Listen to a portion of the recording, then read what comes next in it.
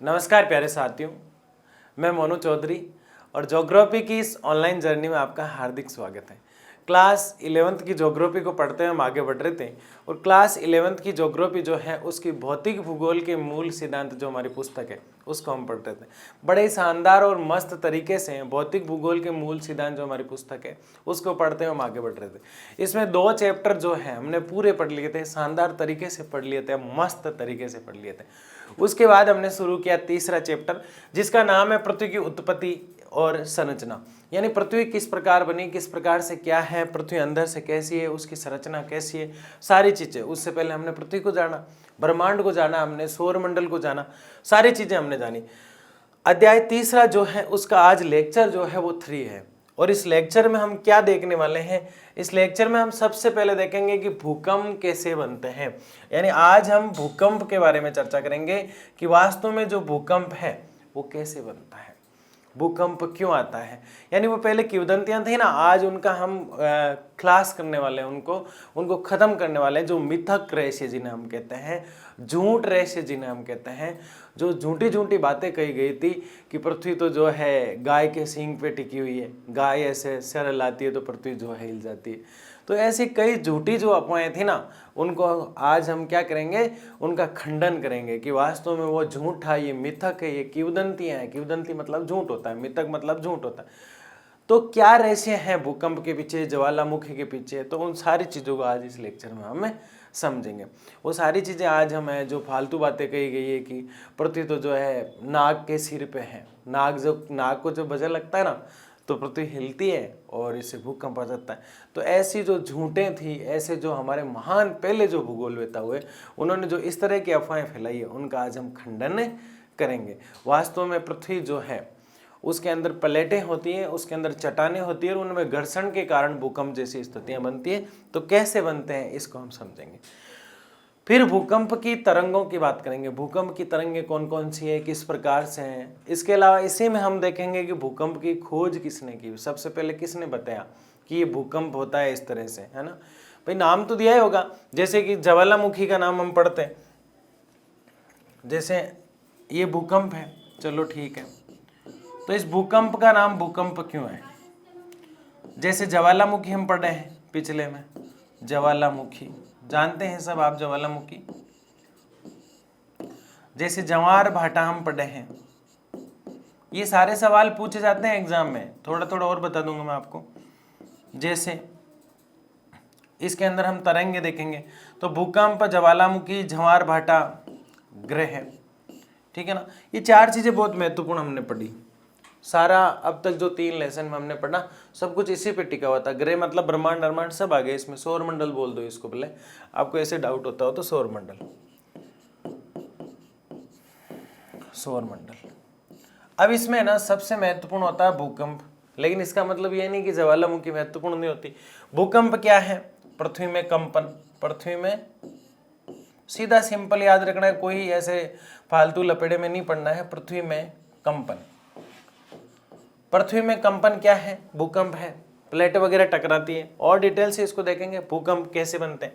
ज्वालामुखी हमने देखा, ज्वालामुखी क्या है, पृथ्वी के अंदर से मैं आपको समझा देता हूँ। जैसे कि ये पृथ्वी है और इस स्थान से कुछ कहीं से भी, यहाँ से भी निकल सकता है, यहाँ से भी, कहीं से भी। एप्पल नहीं है, आधे कहेंगे सर ये तो एप्पल का मोबाइल है, ऐसा नहीं है। ये तो फूटा हुआ अंडा है, ऑमलेट खाने की इच्छा हो गई हमारी, ऐसा नहीं है। पर कहीं से भी पृथ्वी जो अंदर, पृथ्वी में हमने पिछले लेक्चर में पूरी यही चर्चा की थी कि पृथ्वी अंदर से गर्म है, पृथ्वी अंदर से गर्म है। और हमने ये भी कहा था चंद्रमा बेचारा पास जाना चाहता है पर जाता नहीं है, इसलिए उपग्रह बन के रह गया। सूर्य क्या है, तारा है, बार बार रिवाइज किया हमने। चंद्रमा क्या है, उपग्रह है, जानते हैं आप इस चीज को। पृथ्वी क्या है, ग्रह है। तो अब क्या है कि पृथ्वी जो है ना वो इतनी हीट क्रिएट करती है कि चंद्रमा उसके पास ही नहीं जाता। पृथ्वी अंदर से गर्म है, ये चीज हमने देखी। पृथ्वी अंदर से कैसी है, गर्म, ठीक है ना।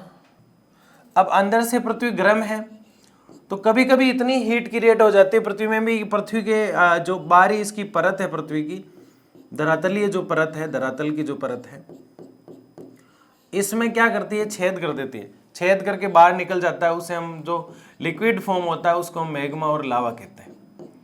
ठंडा होता है फिर गर्म होता है, तो ठंडा गर्म दोनों को मैग्मा और लावा कहते हैं। तो इस प्रकार की प्रतिक्रिया जो होती है इसको ज्वालामुखी के नाम से जाना जाता है। ज्वार भाटा क्या है? जब पृथ्वी अपने स्थान पर यूं इस प्रकार से घूमती है 24 घंटे के अंदर अपने अक्ष पर अपने ही स्थान पर घूर्णन करती है पृथ्वी, तो उसको हम क्या कहते हैं? 24 घंटे में परिभ्रमण करती है, तो उसको क्या कह रहे हैं हम?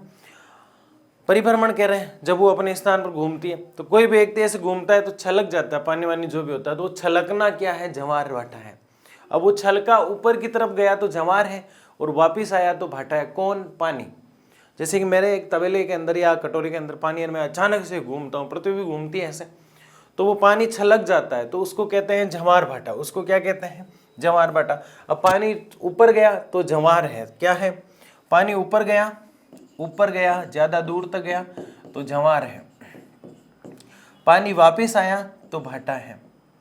ठीक है, ये दोनों ऐसे लिख दिया मैंने, वापिस, आप समझ जाएंगे। ठीक है ना। उसके अलावा इन ग्रहों की बात की थी हमने, इसमें 4 प्रकार के हैं। टोटल कितने थे? 8 थे। ठीक है ना। उसमें से एक है पृथ्वी। उसमें से एक कौन है? पृथ्वी। और अभी जितनी भी प्रक्रियाएं हम पढ़ रहे थे वो प्रकृति पृथ्वी की है। किसकी है? पृथ्वी की। यानी मैं आपको जितनी भी ये प्रक्रियाएं बता रहा हूँ तीनों, भूकंप, ज्वालामुखी और ज्वार भाटा, ये वस्तुतः कहाँ देखने को मिलती है? अधिकतर कहाँ देखने को मिलती है? पृथ्वी पे देखने को मिलती है। ठीक है। पृथ्वी जो है उसके जैसे ही 4 ग्रह हैं और इन ग्रहों को कहते हैं पार्थिव ग्रह। पार्थिव ग्रह, बहुत अच्छी बात है, पार्थिव ग्रह। ये बिल्कुल सूर्य, ये हमारा सूर्य है इस प्रकार से, और इसके पास में जो रहते हैं 4, 1 2 3 4, ये डर के पीछे जाने लग गया, पढ़ रहा था है ना, डिस्टर्ब कर दिया इसको है ना। ये कह रहा है यार ये तो इधर ही ग्रहों को मेरे अंदर ही लेकर आ रहा है ना। तो ये 4 ग्रह जो पास होते हैं सूर्य के बिल्कुल पास होने के कारण इनको भित्री कहते हैं, भित्री ग्रह। और क्या कह देंगे इनको? इनर, यानी अंदर की तरफ, इनर प्लानेट, इनर प्लानेट। ठीक है। और क्या कह सकते हैं? पृथ्वी की तरह ही दिखते हैं, तीनों ही ठोस अवस्था में, तीनों किस अवस्था में? ठोस अवस्था। सिर्फ 4 की बात कर रहे हैं जो पास में है सूर्य के, माना कि ये पृथ्वी है, फिर बुध है, शुक्र है, इस प्रकार से ही आती है आसपास की। ठीक है ना। तो ये 4 ग्रह होते हैं। अब ये पृथ्वी की तरह दिखते हैं इसलिए इनको पार्थिव ग्रह भी कहते हैं। पार्थिव, पार्थिव ग्रह। ये चीज आपको याद रखनी है, 100% पूछी जाती है। सूर्य के पास वाले 4 ग्रह, 4 में से जो पास में, सूर्य के जो पास में है 4 ग्रह, उनको भित्री ग्रह या इनर प्लैनेट कहते हैं। इनर प्लैनेट के अलावा इनको पार्थिव ग्रह भी कहते हैं। ये ठोस होते हैं। ये कैसे होते हैं? ठोस होते हैं। किस अवस्था में होते हैं? ठोस अवस्था में होते हैं। तो ये तो इनकी खासियत हुई। ठोस क्यों होते हैं? क्योंकि सूर्य की किरणें जब गिरेगी तो यहाँ जितनी भी गैस होगी उसको ले जाएगी। इसके अलावा इस पर ज्यादा धूप पड़ेगी, ज्यादा ताप पड़ेगा, इस पर ताप पड़ेगा। अब ज्यादा ताप पड़ेगा तो वहाँ हीट क्रिएट होगी, हीट क्रिएट होगी तो ये ठोस अवस्था में चले जाएंगे। ये कहानी आपको पूरी तरह से समझ में आ गई। जैसे ये 4 ग्रह हैं, वो सूर्य हैं, अब इन चारों के ऊपर पड़ेगा तो ये ठोस अवस्था में आ जाएगी। किस अवस्था में आ जाएगी? ठोस अवस्था में। गैस यहाँ से चली जाएगी, तरल अवस्था यहाँ खत्म हो जाएगी, धीरे धीरे ठोस, तरल पूरी तरह खत्म नहीं हो पाएगा लेकिन धीरे धीरे ठोस में आ जाएगी। भीतरी इनर प्लैनेट वगैरह है, लेकिन इससे थोड़ा सा दूर जाते हैं, इससे थोड़ा सा दूर जाते हैं। इन ग्रहों में सबसे महत्वपूर्ण ग्रह पृथ्वी की चर्चा करेंगे, लेकिन इससे पहले हमें ये चीज पता होना बहुत जरूरी है। 4 ग्रह जो इससे दूर है, सूर्य से दूर है, वो दूर है इसलिए आउट प्लैनेट कहलाते हैं। आउट प्लैनेट, आउट प्लैनेट कहलाते हैं क्योंकि वो दूर है। उनको जोविनियन ग्रह कहते हैं। ये गैसीय अवस्था में ज्यादा है, ये पृथ्वी की तरह बड़े नहीं है इतने, गैसीय अवस्था में ज्यादा देखने को मिलते हैं। ये सबसे बड़े हैं, ये सबसे छोटे, तो बुध इसमें आएगा, बाकी सब इसमें आएंगे ये। तो इस प्रकार से हम देखते हैं ना, तो सारी प्रतिक्रियाएं जो होती है, सारी क्रियाएं जो होती है, सारे मूवमेंट जो होते हैं वो अधिकतर पृथ्वी पे देखने को मिलता है, क्योंकि एकमात्र ग्रह है पृथ्वी जिस पर मानव है, जिस पे पानी है, जिस पर वायु है। तो ये इसलिए महत्वपूर्ण है कि पानी, वायु, हवा, वह सब मानव जो। अब इसकी तरह बनने का प्रयास कर रहा है कौन? मंगल। मंगल ग्रह बिल्कुल इसकी तरह बनने का प्रयास कर रहा है और धीरे धीरे अपने आप को डेवलप भी कर रहा है। आने वाले समय में कर लेगा ना, प्लॉट कटेंगे वहां पे, ले लेना 1-2 है ना। तो ये भूकंप कैसे बनते हैं, आप समझ गए भूकंप कैसे बनते हैं? नहीं समझे, लेकिन हम ये जान गए कि भूकंप, ज्वालामुखी, ज्वार भाटा, तरंगे सब इस लेसन का एक पार्ट है और 100% ये क्वेश्चन पूछे जाते हैं। तो मैंने कहा ना, भूकंप और ज्वालामुखी अथवा में आते हैं, और जो अथवा में आता है दोनों के छोटे क्वेश्चन आते हैं, तो दोनों पढ़ने हैं ना। तो भूकंप कैसे बनते हैं हम देखेंगे। भूकंपीय तरंगे जो होती हैं वो किस प्रकार चलती है, और तरंगों का संचरण किस प्रकार से होता है। तरंगों का संचरण यानी तरंगे अपने आप को कैसे आगे बढ़ाती है, संचरण कैसे करती है। भूकंप की तरंगे कैसे चलती है, लहरा के चलती है, उठ पटक करके चलती है, आप की तरह उछल के चलती है, लेट के चलती है, सो के चलती है। भूकंप की तरंगे कैसे चलती है ये भी हम देखेंगे इसमें। तो देखो शुरू करते हैं। भूकंप मैंने पहले ही बताया सीस्मोग्राफ से नापा जाता है। किससे नापा जाता है? सबसे पहले माइंड में फिट कर लो, 3 चीजें हमेशा याद रखना है। भूकंप, कभी भी नहीं भूलेंगे आप इसको, हमेशा याद रखना है। भूकंप किससे मापा जाता है? भूकंप का यंत्र क्या है? सीस्मोग्राफ।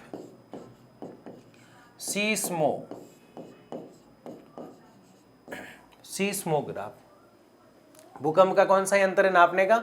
सीस्मोग्राफ। कोष्टक में लिख दो रिएक्टर स्केल, ताकि दोनों साथ याद हो जाए। भूकंप ही है, बस ज्यादा कंफ्यूज इसमें होना ही नहीं है। कंफ्यूजन वाला मैटर नहीं रखना है। सीस्मोग्राफ या रिएक्टर स्केल, सीस्मोग्राफ कोष्टक में रिएक्टर स्केल, क्योंकि इसमें गणितीय पैमाना भी आ जाता है। ये गणितीय पैमाना इससे नापा जाता है, हलचल इससे नापी जाती है। तो सबसे पहली बात तो ये होती है कि दोनों नाम याद करना, सीस्मोग्राफ और रिएक्टर स्केल। अब आगे की बात कर लो, क्योंकि इससे तो क्या होता है, भूकंप कितने समय तक था, कितने समय तक चला, और इससे क्या है, रिएक्टर से ऊर्जा का पता लगाया जाता है। गणितीय पैमाने है, ऊर्जा कितनी थी, भूकंप किस प्रकार का था, क्या था, ये फालतू की बातें करता है फिर लास्ट में। ये किसकी करता है? समय की। भूकंप कब आया, समय की गणना सीस्मोग्राफ। भूकंप की ऊर्जा, गति वगैरह सारी चीजें जो फालतू के लाग लपेटे लास्ट के हैं, वो कौन करता है? रिएक्टर पैमाना। तो दोनों ही भूकंप के जो है पार्ट है, सीस्मोग्राफ और रिएक्टर स्केल। रिएक्टर स्केल के नाम से इसको जाना जाता है। तो ये दोनों चीजें आपको याद रखना है, रख लेंगे, मुझे पता है। यही लिखा है तीव्रता, अवधि, हलचल का पता। तीव्रता कितनी थी, तेज कितना था, और अवधि कितनी थी, कितना फास्ट था, समझ रहे हो। और फास्ट मतलब तीव्रता जो होती है वो, अवधि मतलब कितने टाइम तक आया। मैंने कह दिया 20 की गति थी, और होती नहीं है इतनी गति, मैं तो काल्पनिक बता रहा हूँ आपको, यूं ही याद हो जाए इसलिए। 20 की गति थी और 2 मिनट तक आया। 2 मिनट आ जाए तो हालत खराब कर देता है। तो 2 मिनट तक भूकंप आया। तो इस प्रकार की जो स्थिति है ना, इसका पता किससे लगाया जाता है? सीस्मोग्राफ से। ये मामला सीस्मोग्राफ का। लेकिन गणितीय पैमाने रिएक्टर ऊर्जा का पता लगाता है। तो सिर्फ और जो रिएक्टर जो है ना, ये बस ये मामला रिएक्टर का है, बस इतना। ये देखो रिएक्टर क्या करता है, गणितीय पैमाने भूकंप की ऊर्जा का पता लगाता है, बस इतना याद रखना है, कोई कंफ्यूजन नहीं है। भूकंप कितनी तेज गति से था, कितनी तीव्र गति से था, और भूकंप कितने समय तक चला, कितने समय तक चला, कितनी तेज गति से था, भूकंप कितनी तेज गति से था, और भूकंप जो है उसकी जो दौड़ने की क्षमता जो है, उसकी अवधि और उसकी तीव्रता जो है, उसका आंकलन किससे किया जाता है? सीस्मोग्राफ। सीस्मोग्राफ है ना, याद हो जाएगा आपको। भूकंप का गणितीय पैमाना, ऊर्जा, सिर्फ ऊर्जा, एक ही नाम याद रखना, बाकी सब किस में आता है? सीस्मोग्राफ में। ऊर्जा मतलब रिएक्टर पैमाना, रिएक्टर पैमाना। तो ये दोनों चीजें आपको याद रखना है। भूकंप बड़ी खतरनाक चीज है, जहां आता है ना वह हालत खराब हो जाती है। सबसे पहले चाइना में आया था भूकंप, कौन बताता है? रॉबर्ट हुक बताता है भूकंप के बारे में। चाइना के भूकंप के बारे में नहीं, भूकंप के बारे में बताता है ना। तो सबसे पहले चाइना में आया था भूकंप। जहाँ आता है ना वो तहस नहस हो जाता है, कई जाने चली जाती है, वो शहर वो क्षेत्र कई वर्षों तक वापस उठ ही नहीं पाते हैं, अपना डेवलपमेंट भी नहीं कर पाते हैं। तो उम्मीदें अपन को भूकंप से नहीं रखनी है। ऐसा नहीं भूकंप आए, भूकंप कोई बारिश नहीं है, कोई वर्षा नहीं है कि भाई भगवान भूकंप ला दे, है ना, ऐसा नहीं है। भूकंप, भू यानी भूमि, कंप यानी कंपी होती है ना ठंड में आपको, तो मानव कंपी है, मानव का कांपना, वैसे ही भूमि का कांपना भूकंप है। समझ गए ना? ऐसे नॉर्मल तरीके से याद करना है, कुछ भी लोड बिल्कुल नहीं लेना। ज्वालामुखी, आग का मुख, पृथ्वी में से एक मुख बन जाता है जिसमें से आग निकलती है, गरम गरम जो है लिक्विड पदार्थ निकलता है, लावा और मैग्मा, उसको क्या कहते हैं? वो एक ही होता है, ठंडा होने के बाद उसका नाम मैग्मा लावा, मैग्मा का लावा हो जाता है, लावा मैग्मा, इस प्रकार से होता है ना। तो इसमें ज़्यादा कन्फ्यूजन क्रिएट नहीं रखना आपको, ये चीज़ें लोड नहीं लेना है आपको। दिखती बड़ी खतरनाक है, भूकंप, भूमि का कंपन, ज्वालामुखी, पृथ्वी के अंदर से आग का निकलना, होगी दोनों चीजें। जवार भाटा, पृथ्वी के पानी का छलकना, समुद्रों के पानी का छलकना, ऊपर जाना जवार है, पानी का वापिस आना भाटा है। कितनी सिंपल चीजें हैं, ठीक है ना। बताओ भूकंप किससे नापा जाता है? भूकंप की अवधि और तीव्रता सीस्मोग्राफ से नापी जाती है। किससे नापी जाती है? सीस्मोग्राफ से। जबकि भूकंप की जो ऊर्जा होती है, एनर्जी जो होती है, उसे रिएक्टर स्केल से नापा जाता है। तो फिर बताओ बारिश यानी वर्षा को किससे नापा जाता है? तो रेन गोग से नापा जाता है। आप हमेशा याद रखेंगे, वर्षा जो है उसको रेन गोग से नापा जाता है, रेन गोग। आगे दूध, इलेक्ट्रोमीटर, लेकिन यह मतलब नहीं है, यहाँ तो हम ज्योग्राफी की बात कर रहे हैं। और यहाँ वर्षा हमने पढ़ा है, तो समुद्र की जो गहराई है, किसकी? समुद्र की गहराई, समुद्र की जो गहराई है उसको नापने का जो यंत्र है, उसे जो है गहराई का पता लगाने का जो यंत्र है, उसे कहते हैं फेदोमीटर। ये चीजें आपको तुरंत याद करनी है, चाहे कुछ भी हो जाए, बहुत काम आने वाली है। बताओ रेनगो क्या है? बताओ रेनगो क्या है? कमेंट बॉक्स में लिखना है रेनगो क्या है। वर्षा नापने का, बारिश नापने का यंत्र है, ठीक है ना। समुद्र की गहराई फेदोमीटर, लेकिन पढ़ क्या रहे? भूकंप क्या नापता है? कौन नापता है भूकंप को? सीस्मोग्राफ। ऊर्जा को कौन नापता है? Richter scale. तो सीस्मोग्राफ क्या करता है? बैठा रहता है? नहीं, क्या नापेगा? सीस्मोग्राफ जो भूकंप है उसकी तीव्रता कितनी और उसका समय कितना है उसको नापता है ना। अब इतना समय इसमें नहीं देते हैं, आगे बढ़ते हैं। भूकंप कैसे बनते हैं? ये कोई रोटी है जो इस प्रकार से आराम से आटा लगा के बनेगी? फिर भी ये धीरे धीरे बनते हैं, अचानक नहीं बनते, धीरे धीरे आते हैं। जब हमें लगता है कि अचानक से आ गया, लेकिन धीरे धीरे बनता है, धीरे धीरे। कोई गाय नहीं है, कोई भैंस नहीं है, कोई नीचे नाग नहीं है, कोई हाथ में लेके नहीं खड़ा है पृथ्वी को, पाप बढ़ गए और उसने हिला दिया पृथ्वी को। ये क्यों होता है इसको समझ लो आज।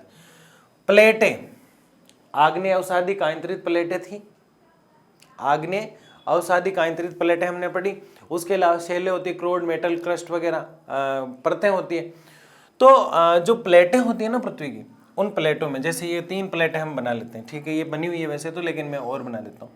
ये 3 प्लेटें हैं, ठीक है।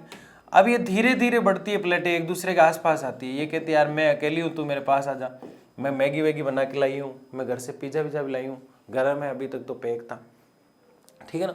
ये एक दूसरे के पास आती है प्लेटें। प्लेटें जैसे जैसे पास आती है तो सोचती है यार जाऊँ कि नहीं जाऊँ, मैं मैगी खाऊँ कि नहीं खाऊँ, है ना। जैसे एक लड़की दूसरी लड़की को कहती है ना मैं मैगी बना के लाई हूँ आजा खा ले, तो कहती है नहीं यार मेरे को तो भूख ही नहीं यार। फिर भी कदम धीरे धीरे बढ़ रहे हैं क्योंकि उसे भरोसा है दोबारा मनवार रखेगी है। फिर वो जैसे कहती है आजा यार खा लेने यार, फिर वो धीरे धीरे जाती है और कभी कभी वो दोबारा नहीं कहती तो वहीं रुक जाती है, वहीं चिपक जाती है।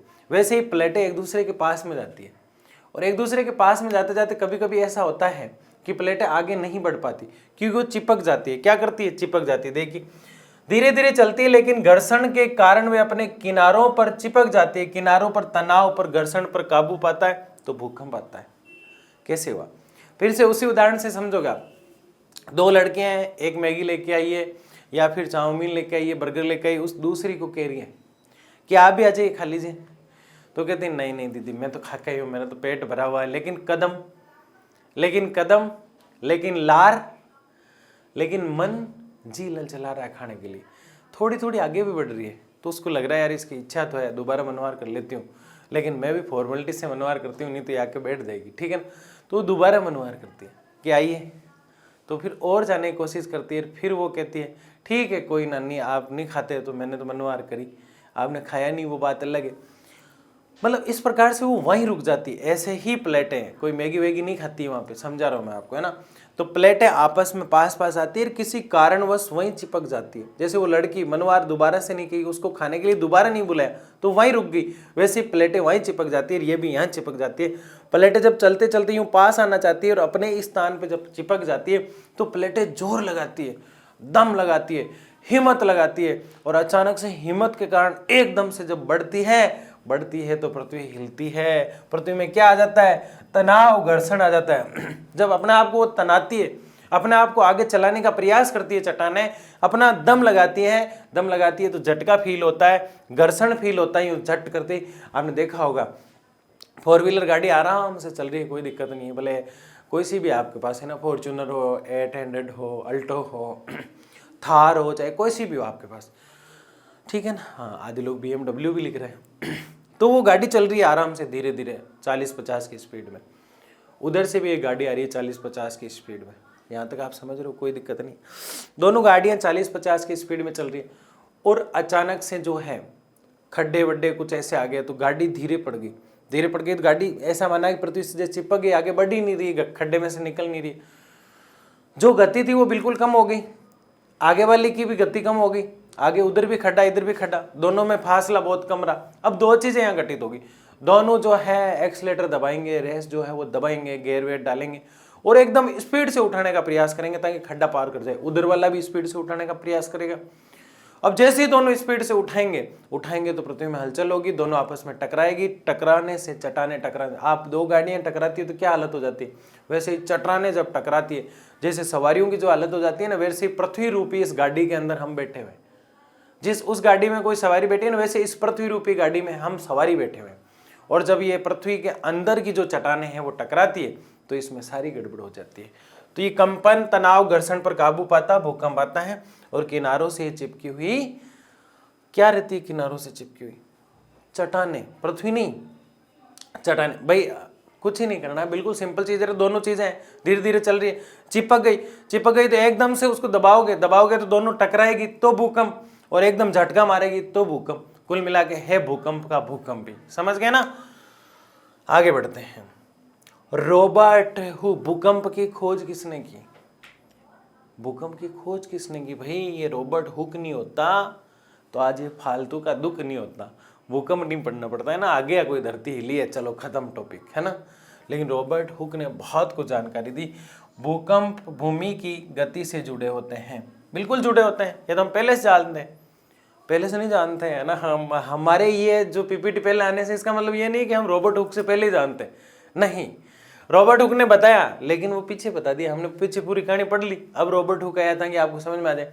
रॉबर्ट हुक क्या कह रहा है? भूकंप भूमि की गति से जुड़े होते हैं। भूमि की जो गति होती है, भूमि का जो बहाव होता है, भूमि का जो तेज होता है, भूमि का जो प्रवाह होता है, ऐसा कुछ भी इसमें नहीं होता है। अंदर की जो चट्टानें होती हैं वो धीरे धीरे चलते चलते चिपक जाती है, चिपकने के कारण उनका जो घर्षण है वो खत्म हो जाता है और फिर अचानक से वो घर्षण के साथ आगे बढ़ती है, अपना नया घर्षण क्रिएट करती है और वो पहले वाले गति से बहुत ज्यादा हो जाता है और आपस में टकराती है। टकराने से या फिर उस गति के तेज होने से भूकंप आ जाता है। ऐसा मैं नहीं, आप नहीं, दूसरा नहीं, तीसरा नहीं, रॉबर्ट हुक कह रहा है। कौन कह रहा है? रॉबर्ट हुक ये कह रहा है भूकंप भूमि की गति से जुड़े होते हैं। भूमि के अंदर जो चट्टानों की गति है ना, उससे जो प्रभावित होता है वही भूकंप है। क्या समझे? पहला पहला पहला भूकंप है ना, ये वो नहीं है पहला पहला प्यार, है ना, यह है पहला भूकंप। कौन सा भूकंप? पहला, कितना प्यारा नाम है ना, पहला भूकंप। सबसे फर्स्ट में भूकंप कब आया? फर्स्ट में। याद कर लो इसको साथ का साथ। चाइना, चमगादड़ वाला, है ना, जी एक व्यक्ति ने चमगादड़ खाई और पूरे वर्ल्ड में कोरोना, है ना। तो ऐसा चमगादड़ दोबारा पता नहीं कब खा लेगा, है ना। इस चाइना का कुछ करना पड़ेगा। क्या करेंगे? अपने देश को विकसित बनाओ। विकासशील से क्या बनाना है? विकसित बनाना है। इसके लिए ढेर सारी हम लोगों को पढ़ाई करनी है, बहुत अलग अलग क्षेत्रों में जाना है, देश को डेवलप करना है। क्योंकि राल्फ वाल्डो इमर्सन ने क्या कहा था कि सच्चे जो सिपाही होते हैं देश के, वो डटे रहते हैं, देश को आसमान तक ऊंचा उठाते हैं। जब बाकी लोग सो रहे होते हैं ना, जब वो देश को दौड़ाते हैं, और वो आप है ना। चीन के रोडोंग प्रांत में सबसे पहले दुनिया में भूकंप कहाँ आया? पहला भूकंप जिसे कहते हैं सबसे पूछना है क्लास में किस किस को आता है ना, बताना मुझे। चीन के रोडोंग प्रांत में 1831 1831 ईस्वी पूर्व, अभी की बात नहीं कर रहा हूं, ईस्वी पूर्व की बात कर रहा हूं, सबसे पहले के प्रमाण है। क्या होता है भाई ईस्वी पूर्व, समझो इस बात को है ना। ये है अपना ईसा मसीह। कौन है? ये है ईसा मसीह। ये ऐसे ये मोटे हो गए, पहले पता लेते हैं। ईसा मसीह, ईसा मसीह, ये ईसा मसीह, इनसे जन्म से पहले का टाइम, किसका? पहले का टाइम, और इनके जन्म के बाद का टाइम। इनके जन्म से, किसके जन्म से? यानी कि ये ईसा मसीह है। इनके जन्म से पहले का टाइम अलग चीज होगा और बाद का अलग होगा। कैसे? इनके जन्म से पहले का टाइम यानी ईसा से पूर्व का टाइम है, इसको कहते हैं ईस्वी पूर्व, यानी इनके पूर्व का है। और इनके बाद का समय जो है वो ईस्वी कहलाता है सिर्फ। ये तो बात क्लियर हो गई। यानी कि माना कि मैं ईसा मसीह हूँ, तो मेरे से पहले जो पीछे टाइम था मेरे जन्म से पहले, वो ईस्वी पूर्व है। और मेरे से आज से जो शुरू होगा 0 1 2 3, ये क्या कहलाएगा? ईस्वी कहलाएगा। तो ये जो समय है ना, ये तो आज का जो समय चल रहा है 0 से लेकर आज 2022 तक आ गया। फिर 23 आएगा, फिर 24 आएगा, फिर 25 आएगा। इतना नहीं लिखूंगा है ना, तो ये बढ़ता जाएगा। ये तो क्या है? ईस्वी है। कभी नहीं भूलना है इस चीज को, ये ईस्वी है कि समय बढ़ता जाता है। ये क्या है? ईस्वी कहलाता है। लेकिन इससे पहले का जो समय था ना, ये तो देखो बढ़ रहा है, ये घटता हुआ चलेगा, घटता हुआ। क्यों घटेगा भाई? ऐसा क्यों?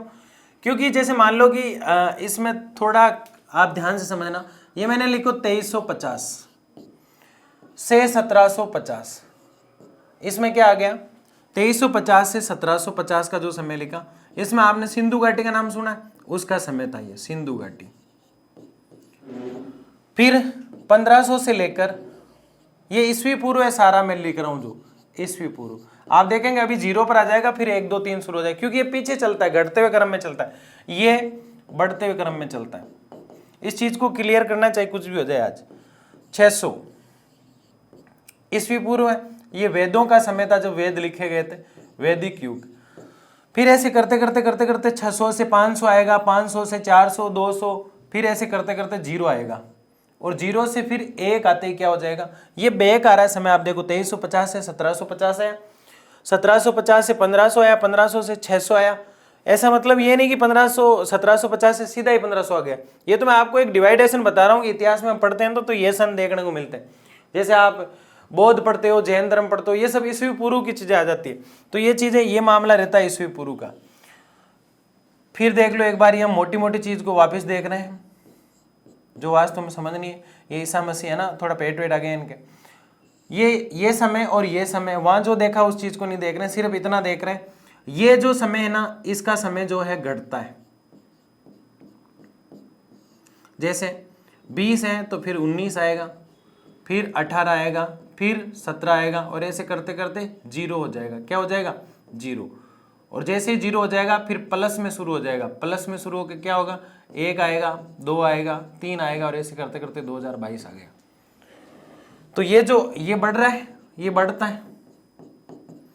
अब ये जो समय है ना, ये जो घट रहा था, इसको तो कहते हैं ईस्वी पूर्व, और जो ये बढ़ रहा है ना, इसको कहते हैं ईस्वी। अब तो समझ में आ गया ना? पक्का कमेंट बॉक्स में लिखना है कि सर हमें ईस्वी पूर्व और ईस्वी समझ में आ गया। मुझे इससे पता चलता है कि आप लोग पढ़ते हो कि नहीं पढ़ते हो। पक्का कमेंट में लिखना है लास्ट तक जो वीडियो को देखता है कि ईस्वी पूर्व और ईस्वी ये होता है। तो चीन के रोडोंग क्षेत्र में, किस क्षेत्र में बताओ? ईसा मसीह के जन्म से पहले या बाद में? और जिस चीज को ईसा मसीह ने ही नहीं देखा, ये तो ईस्वी पूर्व है 1831 में, है ना? तो किसने देखा होगा मैं सोच रहा हूँ ना। लेकिन अपन को क्या, अपन को बस याद करना है। रोडोंग क्षेत्र में आया। किस क्षेत्र में आया? रोडोंग, रोडोंग, है ना? ठीक है। रोते ही है भाई, भूकंप आता है जब रोना ही आ जाता है, और क्या हंसेगा थोड़ी कोई? भूकंप आ गया, ओहो हमारे तो मजे हो गए, भूकंप आ गया। बारिश वाला मामला तो है नहीं, और बारिश आती है जब डांस करते हैं ना, बारिश आ गई मैं तो नहाऊंगा बारिश में, ये वाला। तो भूकंप ऐसा है नहीं कि नागिन डांस करने लग गए, है ना? तो भूकंप चीन के रोडोंग प्रांत में 1831 में ईसा पूर्व सबसे पहले के प्रमाण है। देखो ऐसी हालत हो गई थी उस समय। ये तो लेटेस्ट इमेज है, कहीं की है, ये उस चीन के रोडोंग की नहीं है, क्योंकि उस समय ऐसी इमारतें वगैरह नहीं हुआ करती थी, झुग्गी झोंपड़ियों में लोग रहा करते थे। ऐसी इमारतें हैं जो आरसीसी की बिल्डिंग है उस समय कहाँ थी, है ना? तो ये रोडोंग क्षेत्र जो है चीन के रोडोंग प्रांत में, यदि आपको समझाने के लिए भूकंप आता है तो ऐसी हालत हो जाती है, कई जानें चली जाती है, लोगों की हालत खराब हो जाती है, लोग मारे जाते हैं, त्राहिमाम मच जाता है, हालत खराब हो जाती है लोगों की।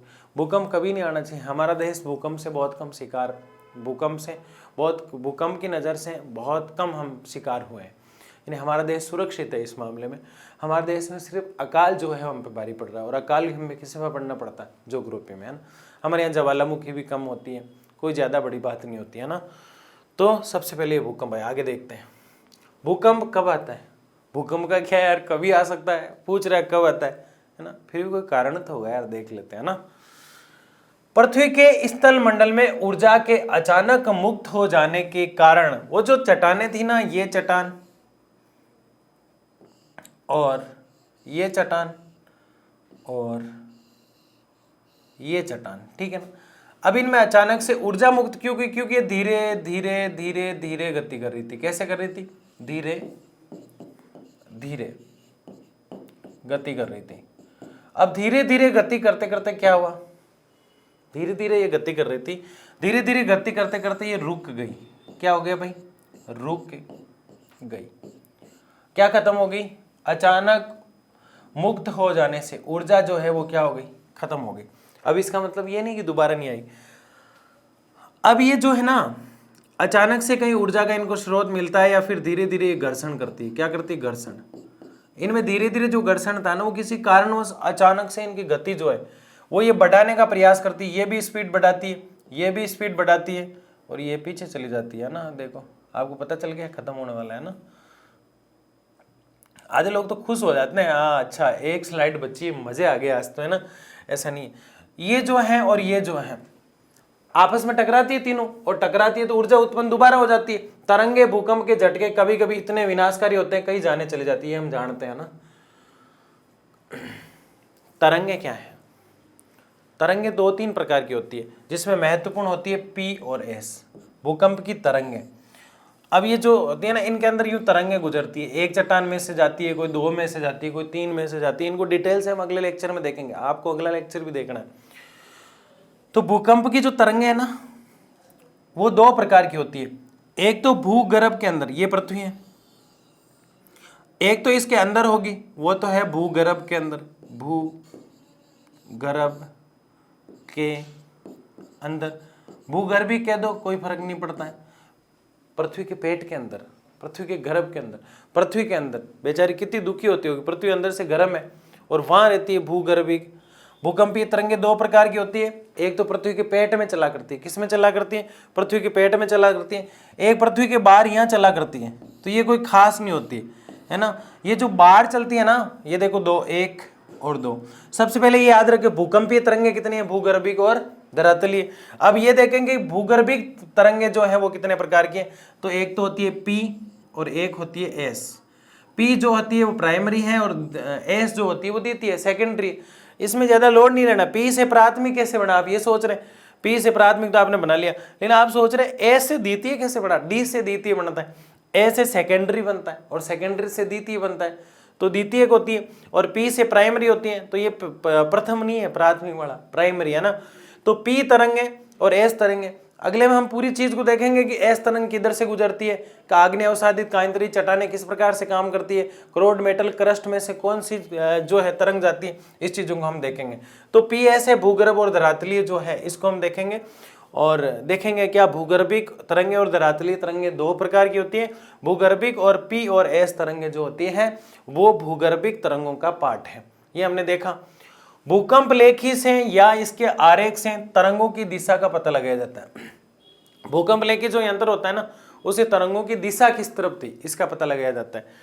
किससे? भूकंप लेखी से, भूकंप मापने वाले से। देखो वो अभी भी पढ़ रहा है, आपको आज ये मैंने इसीलिए दिया यहाँ पे कि आप इस तरह से पढ़ते रहो, रात दिन मेहनत करते रहो, क्योंकि 11th में क्या चलती है? भौतिक भूगोल, भौतिक भूगोल, ठीक है, बहुत अच्छी बात है। लेकिन 12th में क्या चलेगी? मानव भूगोल। ये दोनों किसके पार्ट है? भूगोल के पार्ट है। अब आप समझ गए, भूगोल की 2 शाखाएं हैं। कितनी शाखाएं हैं? 2 शाखाएं। भौतिक भूगोल और मानव भूगोल। जिसको भौतिक भूगोल और मानव भूगोल समझ में आ गया, मुझे बताओ पूरी भूगोल समझ में आएगी कि नहीं आएगी? सब कुछ आ जाएगी, कुछ भी भूगोल नहीं बचेगी। बीए करने में कुछ पढ़ा ही नहीं करना आपको, क्योंकि ये दोनों क्लास ढंग से पढ़ लो। हम क्या करते हैं, 11th में पढ़ते नहीं, सारे दोस्तों को बताना ये चीज, किसी को पता नहीं होता है, 11th में पढ़ते नहीं। भौतिक भूगोल जो है वो वीक रह जाता है हमारा। अब जो मानव भूगोल है वो क्या करता है, जैसे ये पहाड़ है, ये पर्वत है, ये नदियां हैं, इन सब का जो अध्ययन है भौतिक भूगोल करता है। और इन पर मानव कैसे रहेगा, मानव कैसे रहेगा, इसका जो अध्ययन है वो कौन करता है, मानव भूगोल। तो ये हमें 11th में पढ़ाई जाएगी और ये किस में पढ़ाई जाएगी, 12th में। और 11th में जो सबसे अच्छा पोर्शन जो है वो अभी हम पढ़ रहे हैं, तीसरा लेसन, पृथ्वी की उत्पत्ति और विकास वाला, बहुत महत्वपूर्ण है और ये चीजें बहुत काम आएगी, क्योंकि 12th में फिर से नहीं है, सिर्फ नाम है। 12th में सिर्फ नाम लिखा आएगा भूकंप, वह ऐसा नहीं लिखा रहेगा सीस्मोग्राफ से नापा जाता है, रिएक्टर स्केल से नापा जाता है, भूकंप लेखी से नापा जाता है। वह सिर्फ नाम होगा वर्षा, रेन गोग वहां नहीं लिखा होगा। समझ रहे हो मेरी बात को? तो ये चीजें जो है आपको यहाँ पढ़नी है, तो ये आपको अगले साल समझ में आएगी। मानव भूगोल है ना, तो भूगोल की 2 शाखा, 11th 12th नहीं है, भौतिक भूगोल और मानव भूगोल है ना। तो बहुत अच्छे से आपको पढ़ना है, शानदार तरीके से, मस्त तरीके से, धुआंधार तरीके से, दे धमाधम तरीके से आपको पढ़ना है और सबको बताना है, सर मैंने पूरी क्लास देखी है। क्या लिखोगे, सर मैंने पूरी क्लास देखी। और सबको शेयर करना है, लाइक शेयर सब्सक्राइब करना है, सब दोस्तों को शेयर करना है।